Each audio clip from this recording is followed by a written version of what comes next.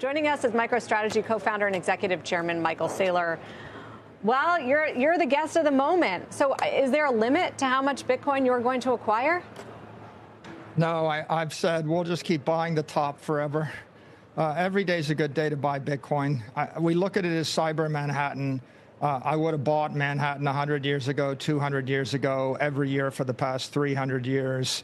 You pay a little bit more than the person that bought Manhattan before you, but it's always a good investment to invest in the economic capital of the free world. Do you think that Trump is serious about creating this Bitcoin reserve, and how would that work? I think he is.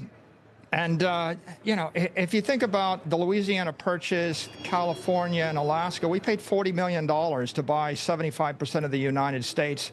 Nobody remembers the $40 million. But if you know where the money's going, you should buy the property, buy the future. And in this case, the Lummis plan calls for 1 million Bitcoin acquisition. That's worth $16 trillion to the country. RFK proposed 4 million Bitcoin that would be worth about $56 trillion. There's room for Trump to go beyond that, even $81 trillion in gains. And that's against $36 trillion in the U.S. national debt. So all the capital outside the U.S. and all of the antiquated 20th century capital is going to flow into digital assets. It's going to flow into the Bitcoin network. And the logical thing is for the U.S. to buy it now and own the future. And just chase it up at any price? I think just a progressive acquisition of it makes sense. Keep in mind, if you bought Manhattan from 1650 to 1700, a little bit every single year, it would have been a good acquisition. Right now, we can buy, the United States could literally buy 25% of the Bitcoin network, either by trading out its existing gold stores or just by borrowing a small trace amount of money. And so the Bitcoin network's going to go up by a factor of 100. You might as well buy it before it 100x's. Your Manhattan analog is really interesting, Michael, because the reason it would have made sense to buy Manhattan is because they agreed it's going to be on a grid going north. And I wonder if you see similar policy analogs right now in crypto. Are we that organized?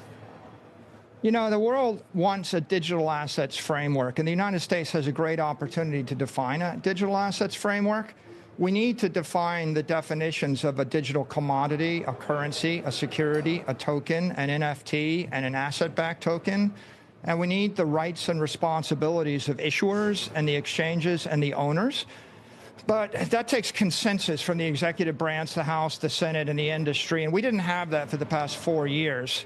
The opportunity for the U.S., it's to issue $10 trillion of digital currency and back the dollar. It's to capture $50 trillion of capital gain on the digital capital network. And I do believe with the digital assets framework that this administration could put forward, there's no reason why we won't see $500 trillion of assets tokenized over the next 21 years and $280 trillion in capital flow into the digital capital network that is Bitcoin.